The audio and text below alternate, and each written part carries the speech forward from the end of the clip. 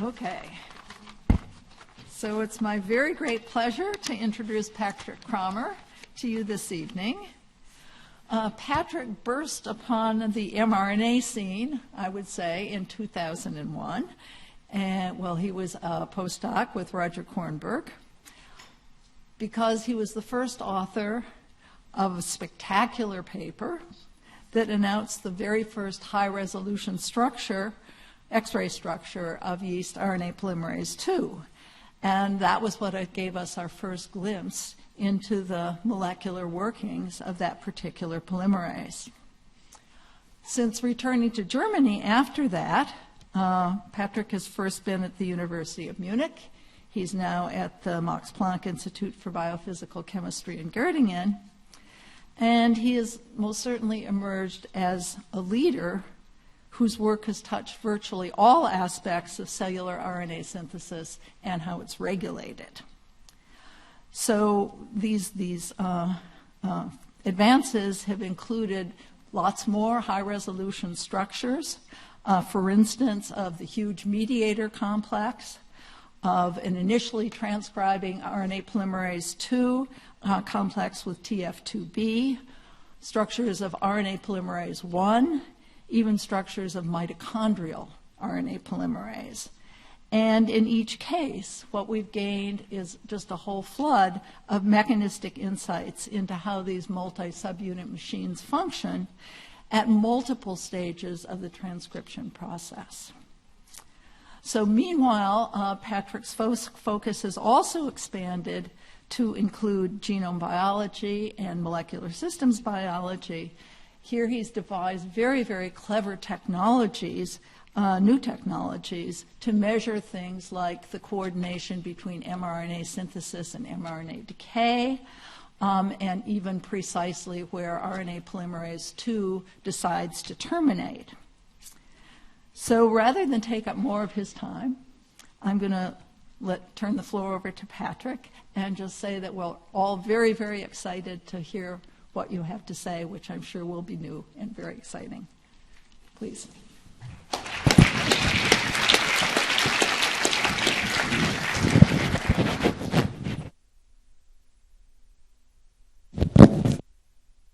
Okay.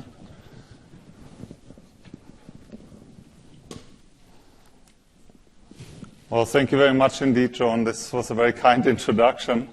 And I thank all the organizers for inviting me. It's one of my favorite meetings because, as you will see, many of the processes, as you know, in the mRNA life cycle are tightly connected, and it's a lot of excitement now in the field to bring together mechanistic insights and in vivo genome-wide views.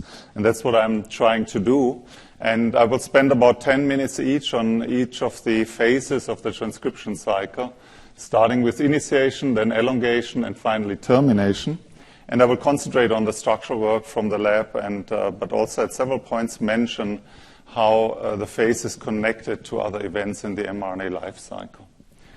So this was the view around the time of the millennium that was just mentioned by Joan, when the Kornberg lab solved this core Pol II structure. There were also additional structures of domains and, from general transcription factors from various laboratories. This was all crystallography.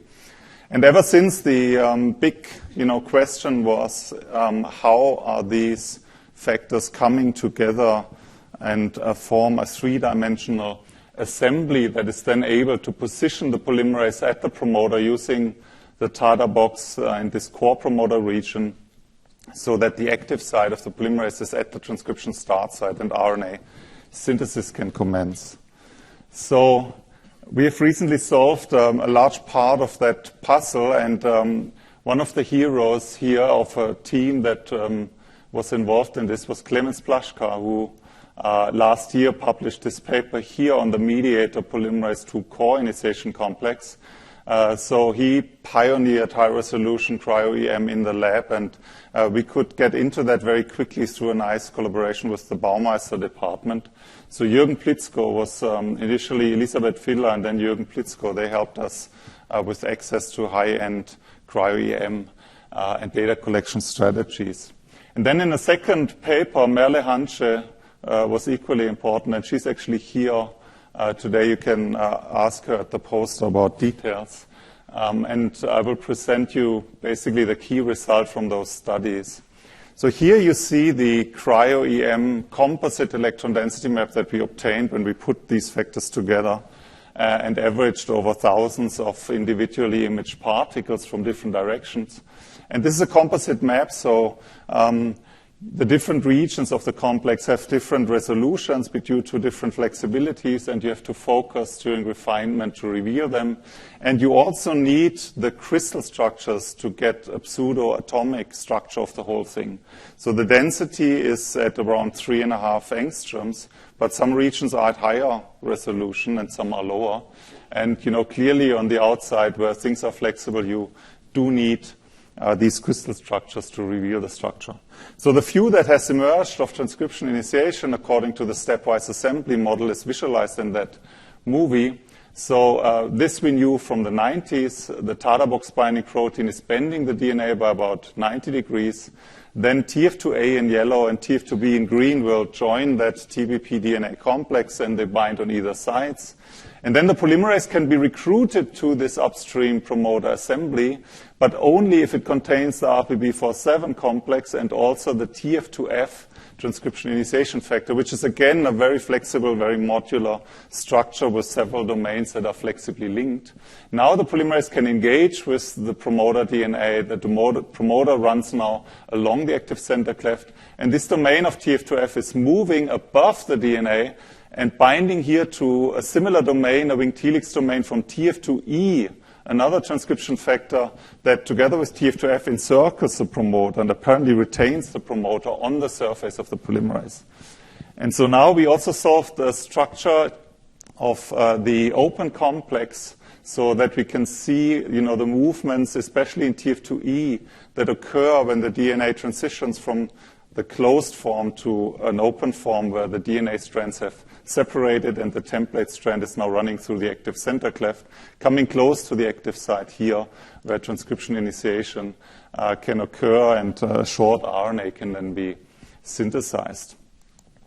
So what was really striking is when we published the most recent paper, there was a back-to-back publication from the lab of Eva Nogales at Berkeley. And, at different ends of the planet, different teams using different equipment and totally different complexes, one in yeast, our lab, and then another one using the human factors, we came up basically with an identical structure.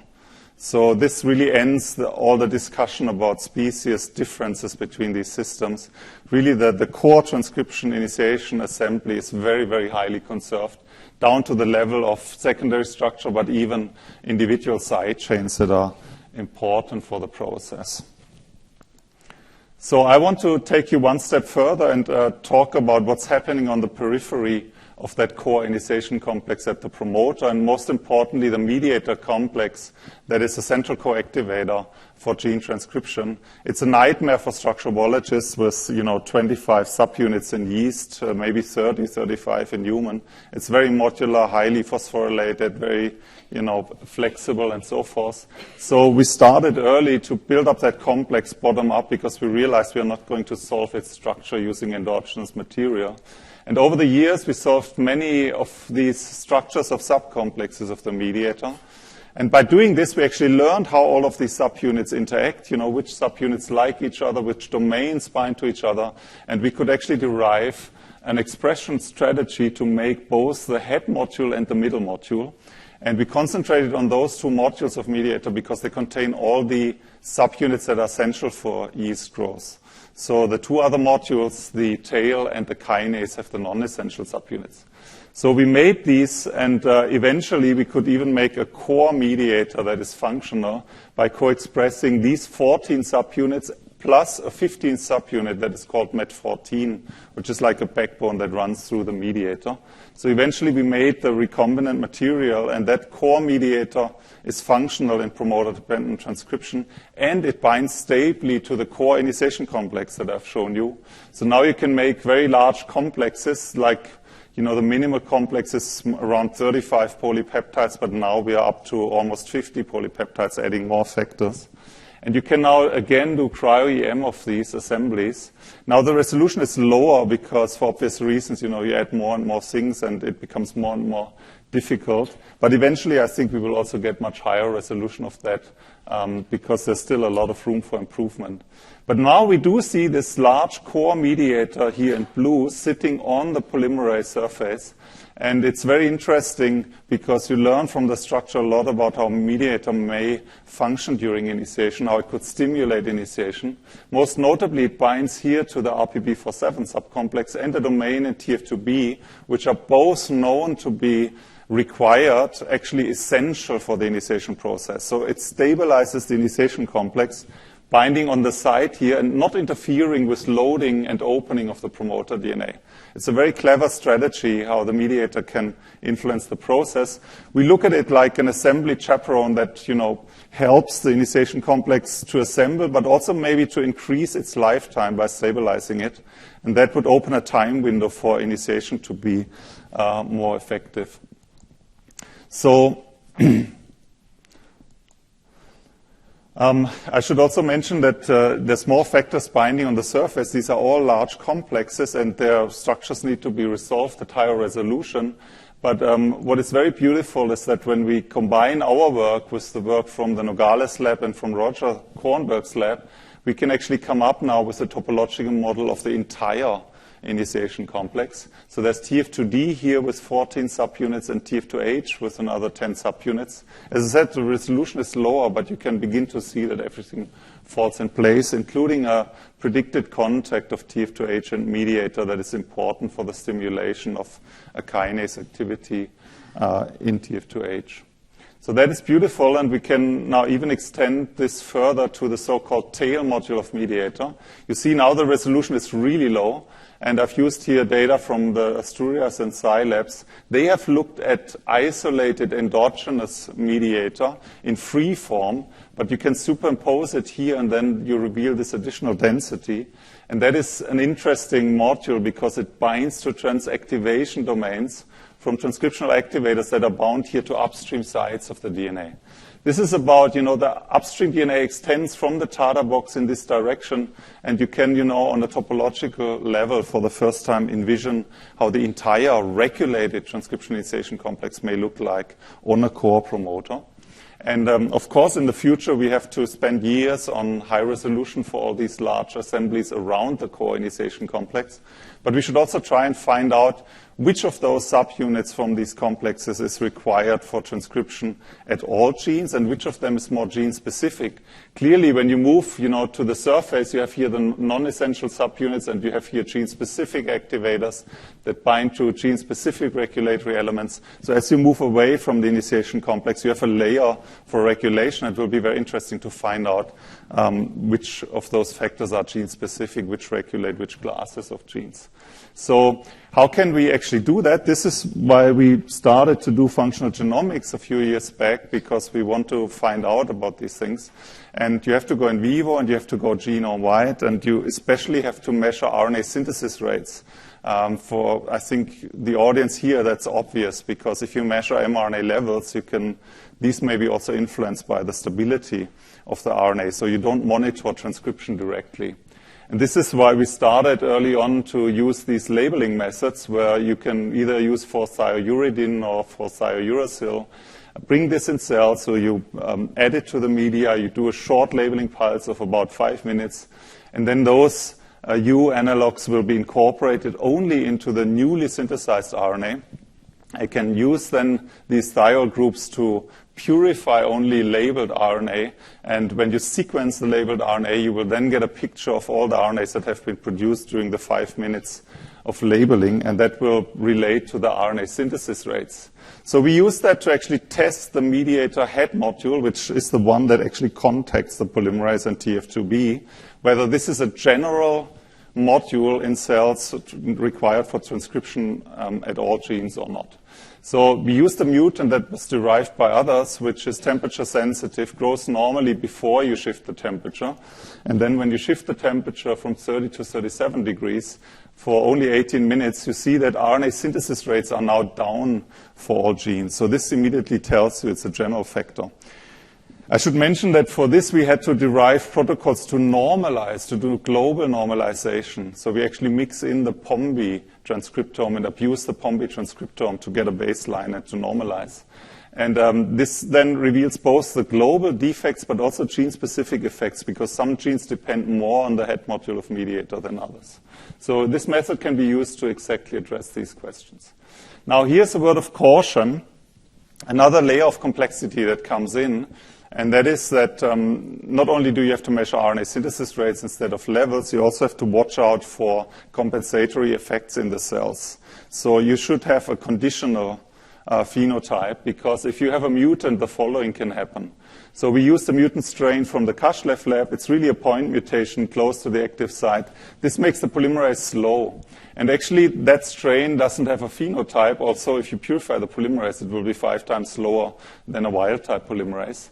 And the reason why there's hardly any phenotype, I think, is because the mRNA levels are almost unchanged. So if you do normal RNA-seq, you don't see much. But if you use our methods, you see that the synthesis rates are dramatically dropped, but there's a compensatory drop in the degradation rates for the RNAs. And if you drop both synthesis and degradation, you can actually maintain RNA levels, and this phenomenon we called mRNA level buffering. And we actually found that, if you look at many, many different mutants, for example, over 30 mutants of RNA degradation factors that are not essential, that are shown here, you will always see this buffering effect. So it's very dangerous to take a mutant strain and measure mRNA levels. You have a lot of problems with this. And because on top of what I already told you, you have these compensatory effects. So it's very important to do it conditionally. Now, moving to elongation, there will be this massive transition where now these dozens of initiation factors have to be released. And now elongation factors have to bind to the polymerase, and you need those to go through chromatin. We just heard about some of these factors, especially methyltransferases. But also you need those to do co-transcriptional RNA processing. And again, there's dozens of factors involved in that. So how does that work? You can actually monitor this exchange of factors in vivo using ChIP-seq, and several labs have done so. We've done that in yeast, and we found nice peaks of occupancy for the initiation factors just upstream of the transcription start site. And also the elongation factors would be absent in this region as expected, but then they would occupy the transcribed region. So this all makes sense. But you see, this profile was interesting of the capping enzyme, SET1, because it gives a peak, but it's actually shifted to the right compared to the initiation factors. And this was agreeing, with a lot of data from the literature, old data from several labs, that mRNA capping would occur already on the surface of polymerase, because when the RNA is about 25, 30 nucleotides long, it already can receive its cap structure. But it took us another 5 years or so to actually reveal that structurally, again with cryo-EM. And there's huge flexibilities in the capping enzyme because there's multiple catalytic activities, and the RNA needs to be shuffled around. But what we did see is that the capping enzyme really binds exactly where the RNA exits from polymerase. So this is about register 15, and you need about 5 more nucleotides or so 20, maybe 25 nucleotides to reach the active site of the capping enzyme. So RNA seems to be seamlessly protected from degradation from the active site where it's born, and then basically it receives a cap on the surface of the polymerase. So this movie summarizes a lot of the crystallographic work that has accumulated over the last decade or so. And we used for the movie mainly our own structures, but a few structures also from different communities, even from the bacterial community. And this is all summarized and published in reviews, and you can actually watch the full movie in YouTube. But I just want to summarize a few points, because there's now factors associating on the surface of the elongation complex, such as the SPD4, SPD5. And some of them will influence the stability of the elongation complex, and that relates to the processivity, so whether a transcript is lost or whether polymerase stably associates to actively transcribed genes. And we also learned a lot about the nucleotide addition cycle, which is briefly summarized here again. So you have an open active center, and that will bind the nucleoside triphosphate, first in an open conformation, and then through folding of the so-called trigger loop that you see here in red, you will close the active site, and you will bring now the nucleoside triphosphate substrate in a position where catalysis will occur and the phosphodiester bond will form. So the RNA is now elongated on the 3' end by one additional nucleotide. And now we can translocate the nucleic acids. So the next template base shown here in pink is brought into the active center by a movement of the bridge helix and the trigger loop. So this is acting like a ratchet that will move nucleic acids forward, and this enables you to position the next template base in the active site. The movie also shows several other aspects that I'm not going through, but for those interested, you can watch also proofreading. You can look at the backtracking of the polymerase, the arrest of polymerase, also the reactivation of polymerase, and even inhibition by alpha-amanitin, if you're interested in that. What about the future of elongation? Now, I mean, what is really exciting about cryo-EM is that you can now also work on mammalian and human transcription elongation. And this is important because there's an additional layer of transcriptional regulation at the level of elongation that apparently is very rudimentary and not fully conserved in yeast, but only in metazoa, and you have certain factors that you need to regulate the elongating form of the polymerase. And so Kerry Bernecki, who's a postdoc in the lab, has basically gotten a breakthrough and solved the first structure of a mammalian polymerase bound to nucleic acids. This is at 3.4 angstrom, so again you can see atomic details. And she solved various conformations even that give you a kind of an idea what we will be able to do in the future, because we should be able to find out about conformational control, allosteric regulation of the polymerase. And this will be very exciting, you know, when you add now mammalian specific factors to that complex. Many of the factors will, however, not bind on the surface of the polymerase, but rather are recruited through the nascent RNA. We just heard about this. This is a concept that is, you know, apparently much more general and much more important than was thought initially. And we knew that, of course, for RNA processing factors for a long time. And there's now these fantastic technologies like the crack method from Tollaway, but also the PAR clip method from the Tuschl laboratory. And we used that PAR clip which was developed in human cells and optimized it for yeast. And that can give you very beautiful occupancy maps. So you can map your factor of interest over the entire transcriptome.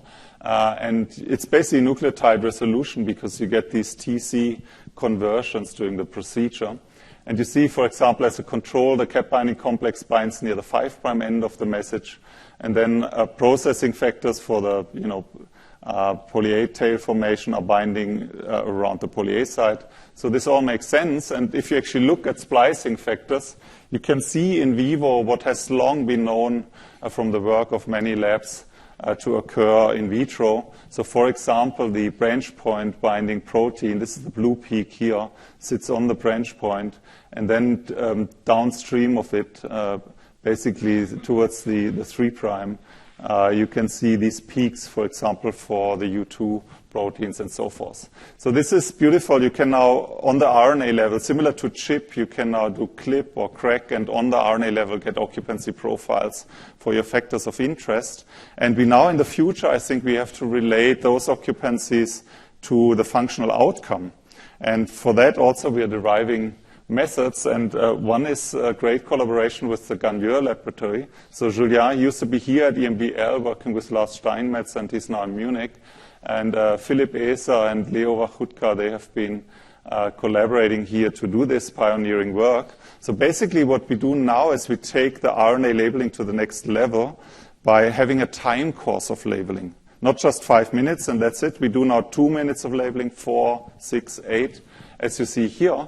And what you can observe then is not only that you do see again these short-lived RNAs, such like these introns here, you get reads for them, but they actually decrease, you know, as you label for longer. You can see that on other introns too.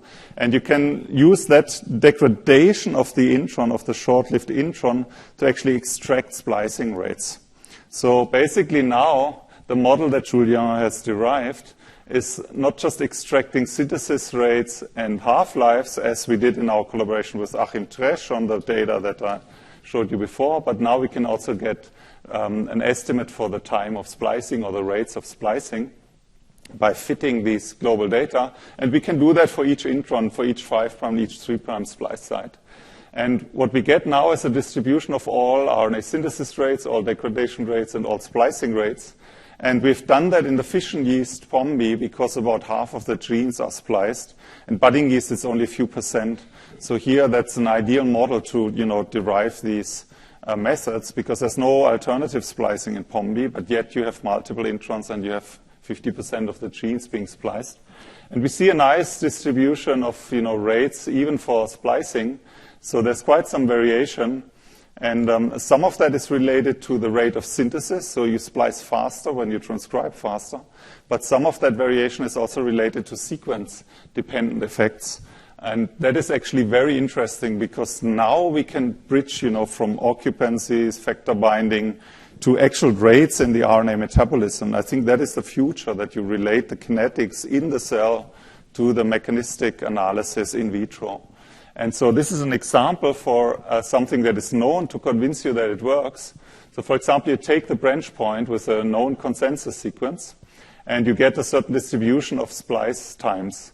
And now you introduce mutations, and you find those, non-consensus branch sites in the POMB genome. So you can basically then look which splicing rates do I extract at these different introns. And you see, really, when you move away from the consensus, you do splice more slowly. So this is the contribution that comes from the sequence, right? It's quite obvious. And you also see here the evolutionary pressure to go towards a consensus branch site, and there's far less of these non-consensus sites. So Julia has now used that also to go the other way around and to ask, if I do get certain slow rates or certain high rates, for example, for degradation, can I find motifs in the transcriptome that relate to that? And he found multiple motifs in the UTRs that are associated with slow degradation or fast degradation and so forth. So it's great because we go, from genotype to phenotype on a global level. And that is the kind of idea here, that you can decrypt the code. Of course, it's all encoded in the DNA, but it's expressed on the level of RNA, because there's proteins that bind the RNA and do something to the RNA. And we have to relate the global rates to the occupancy and also try and understand the molecular mechanisms behind changes in rates. So now finally, I want to move to the termination phase. And again, here, this is kind of surprising still for me today. Again, you have a massive exchange of factors. And again, you have several dozen factors here that are important for the 3' processing.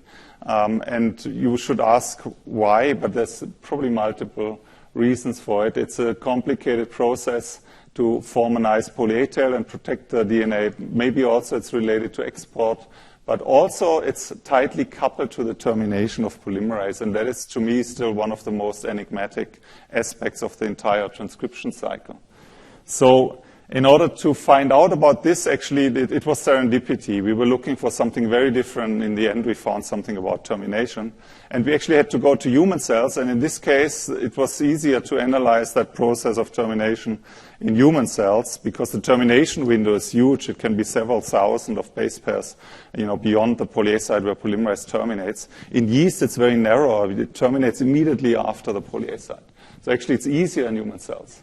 And here are the heroes. So Margot Michel is a fantastic PhD student. She just finished, and she did all the experimental work, and she derived this protocol that we call TT-seq for transient transcriptome sequencing, which allows you to map the newly synthesized RNA over the human genome. And Björn Schwalb is a mathematician who wrote a lot of code to extract, everything we know from the data. And he was also helped by Benedikt Sacher, who was in the lab of Achim Tresch, and then later he went to Julien. And he's a great person. He worked on the annotation of the transcriptome and algorithms to annotate automatically these transient transcriptomes, because suddenly you see thousands of RNA that are not in the database. So you have to begin to annotate de novo. So, I forgot, Karina also helped, with this second study that is actually unpublished, which I briefly want to show you. Because that method, this TT-seq method, it's an extension of the 4TU-seq, and it now enables us to see very short-lived RNA over the entire human genome, such as enhancer RNAs that are produced, for example, here from the FOS enhancer, which is a bidirectional promoter at the same time to drive transcription of these very short-lived enhancer RNAs. And not only is the method extremely sensitive to reveal those short-lived RNAs, but also it has a great temporal resolution. So every 5 minutes, we can get the entire transient transcriptome. And this is, for example, a transcription response of T cells that were stimulated with ionomycin. And you see the FOS gene going up, but you also see enhancer RNA productions very strongly being induced within a time frame of only 5, 10, 15 minutes. So how does TT-seq work? What was the trick?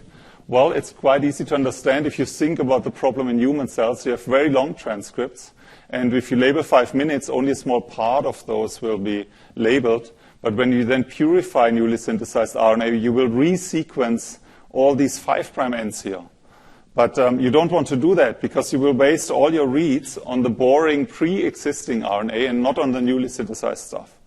So you only want to synthesize, what has been made in these 5 minutes of labeling. So how do you do it? It's fairly simple once you figure it out. You have to fragment beforehand.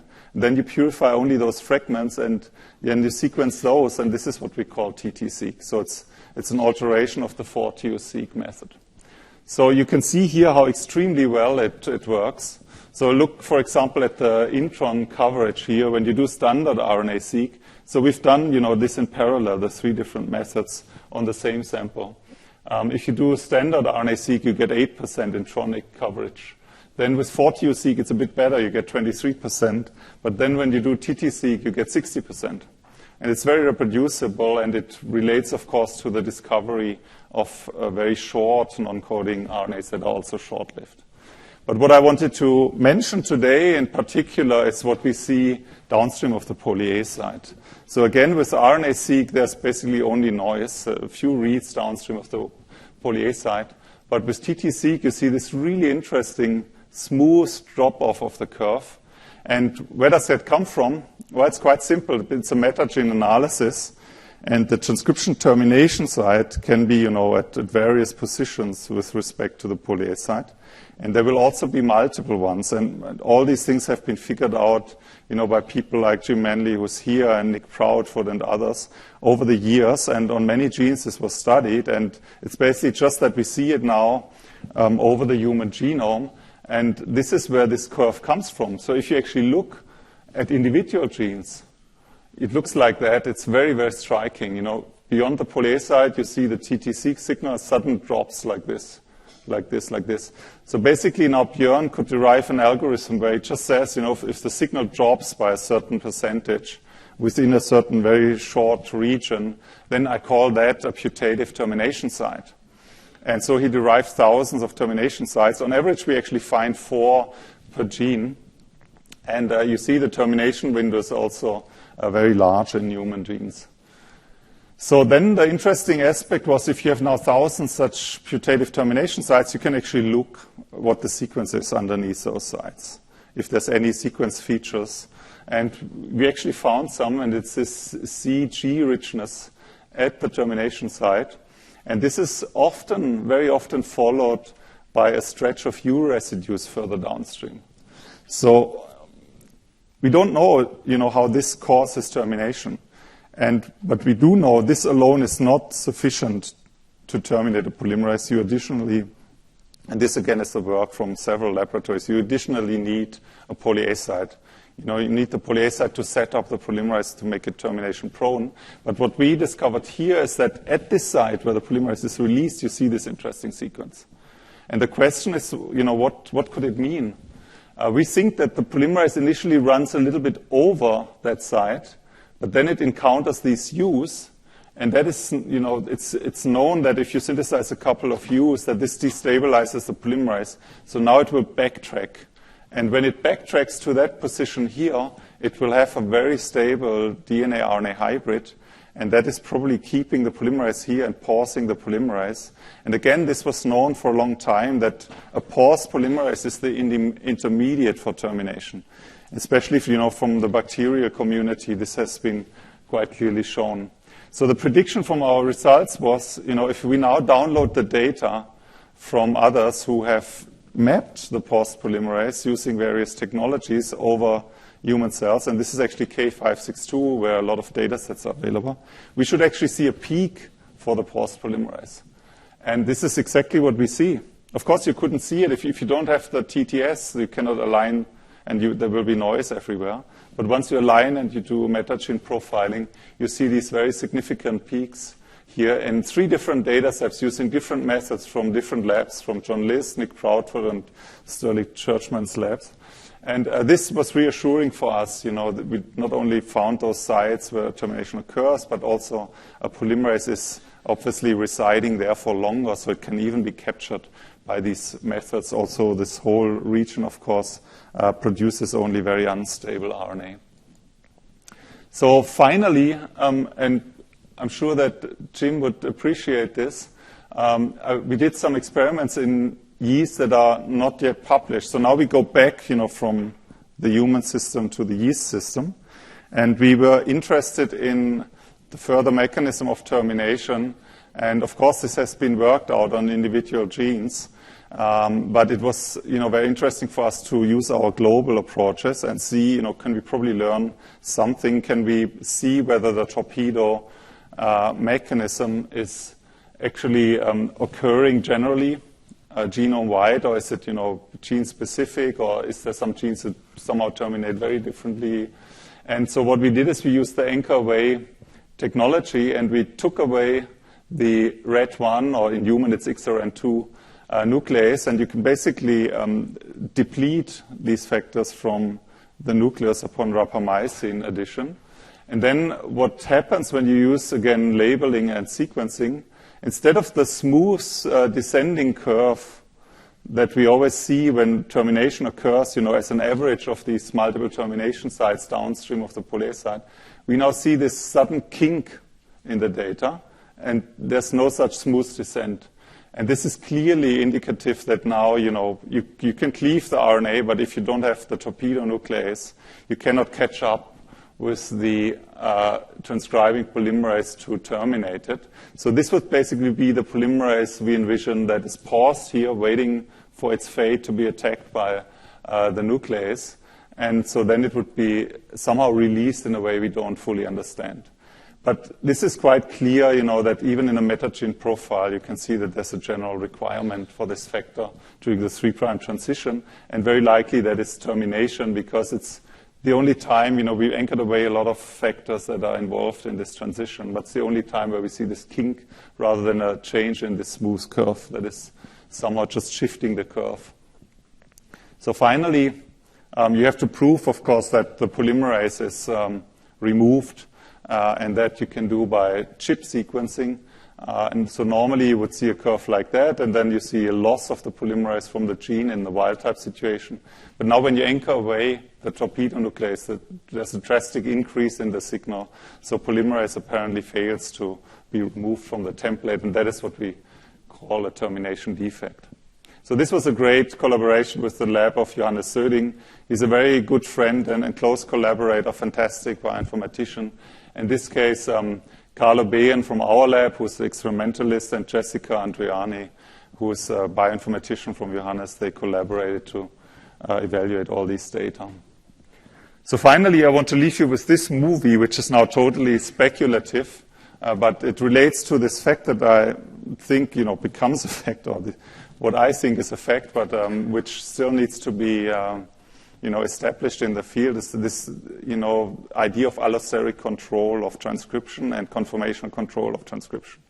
So how do you want to release the polymerase from DNA and RNA, or how do you want to, expel the nucleic acids from the active center cleft? You have to loosen the grip on the nucleic acids, which are normally bound here. And in the Pol II system, we could never trap a conformation where the polymerase is expanded so that you could argue, it's now releasing the nucleic acids. But when we solved the structure of Pol I, which is highly conserved, in this region around the active center, we found this expanded conformation. So I think it exists. for all enzymes, and actually it has been found in the bacterial enzyme also. And I think that is how you can terminate, by expanding the polymerase. So now we have to look for mechanisms. How do termination factors actually stabilize that expanded state? And if we would understand that, I think then we understand termination, at least on a mechanistic, from a mechanistic point of view. So I would like to conclude just with these 4 take-home messages. The first part I showed you that really the structural basis for transcription initiation emerges. And it's only this year that, the topology of the initiation complex is settled through, comparisons of these studies from the different labs. So that is very pleasing. Now we have to work, still for several years to add a lot of atomic detail, and then to also look at gene-specific versus global factors that are on the surface of the polymerase. Then I showed you that a mechanistic analysis of human transcription elongation will be possible. And this is so exciting because there's an additional layer of regulation during the elongation phase that is very pronounced in metazoan cells. And then, you can use this RNA labeling to estimate rates not only of the synthesis for RNA and the degradation, but now also for the processing events. And we're trying, of course, to do it in human, but it's really a nightmare mathematically because even for, Julien's lab, because there's all the alternative splicing.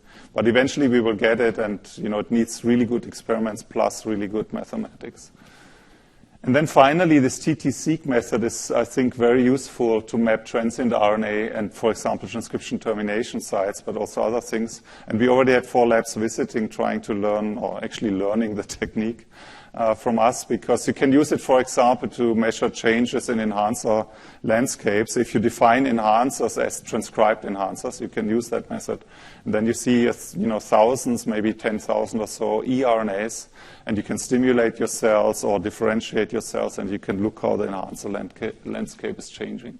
And it's actually a good proxy for transactivation if you see eRNAs being produced. So that's the creator of the lab. I think it will be very exciting over the next years to combine this integrated structural approach with functional genomics. And computational biology is really the glue. And I think we as a community, as we move more and more towards such systems, we have to really make sure that enough good computational biologists are educated. So I was very happy to hear that there's programs now that we are also trying to set up a genome biology program. There's programs where these people can be educated. So finally, I would like to thank you again for the invitation, and thanks very much for listening.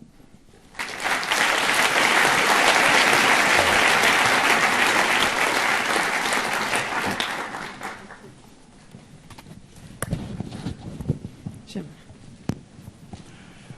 Hi, Patrick. I had 2 quick questions. First, when you were doing the ChIP-seq of the various elongation factors, the capping enzyme, looked like it went down, but then it was coming up again at the end. Was that correct? And if so, what do you think of that? Yeah, these were the data from 2010, and by now this was still, ChIP. And now when we do ChIP-seq and we do proper normalization, this peak gets very, very small or almost vanishes. So I think in these 2010 data, they were as good as you could do it at the time, I think. But that could be an artifact, this like 10% peak on the end. But you never know it. There could be the gene loop, that gives some binding there. That's also possible. The other question regarding termination, have you done anything with the RNA DNA helicase SEN1 that's been implicated in some termination? We have, I think, collected a Parclip profile and sent it to Domenico Libri. And that's as far as we are. But it's not been evaluated.